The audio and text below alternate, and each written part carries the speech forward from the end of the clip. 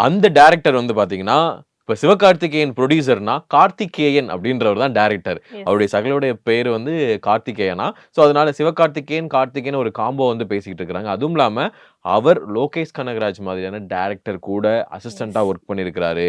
And நெறைய பேர் சொல்றாங்க, சகல அப்படின்றதுனால சிவகார்த்திகேயன் இத பண்றதுக்கான ஒரு பெர்சன் கூட வாய்ப்புகள் கிடையாது. மேபி தான் முன்னாடி ஒரு டேலண்டடான ஒருத்தர் இருக்கிறாரு. அவருக்கு நம்ம பண்ணுவோம் அப்படின்றதா தான் இருக்குமே தவிர, தெரிஞ்சவங்க அப்படின்றதுக்காக பண்றதுக்கு வாய்ப்புகள் கிடையாது.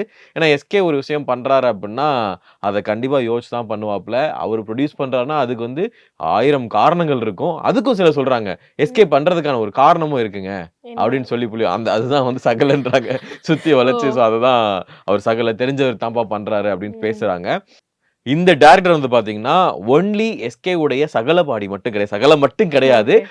அவர் வந்து லோகேஷ் கனகராஜுடைய அசிஸ்டன்ட்டா இருந்திருக்கிறாரு. அதே மாரி நம்மளுடைய வாரிசு படம், வாரிசு, தோழா, நமக்கு தெரிஞ்ச படங்கள்ல டைரக்டரான வம்சி அவர்களுடைய அசிஸ்டன்ட்டா ஒர்க் பண்ணியிருக்காரு. And hip hop hip hop Tamizha Tamizha? ஆதி கூட அசிஸ்டன்ட்டா ஒர்க் பண்ணியிருக்கிறாரு. ஸோ அவருடைய வேலை கன்ஃபார்மா புடிச்சிருக்கும். நீங்க என்னதான் நீங்க வந்து எஸ்கே வந்து அவர் வந்து நல்லவரு, அது எல்லாம் ஓகே. பட் பாசிட்டிவான ஒரு விஷயம். டேலண்ட்ட பார்க்காம எதுவுமே வந்து பண்ண மாட்டாரு. டேலண்ட் பார்த்ததுனால மட்டும் தான் இது நடக்குது அப்படின்னு சொல்லிட்டு எல்லாருக்குமே தெரியும்.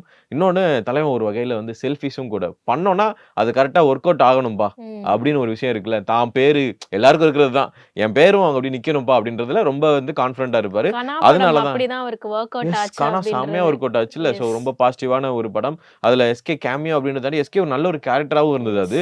அந்த மாதிரி ஒரு விஷயத்த இந்த ரியோ ராஜா அவர்களுடைய அடுத்த படத்துல நல்லாவே நம்மளால பார்க்க முடியும்.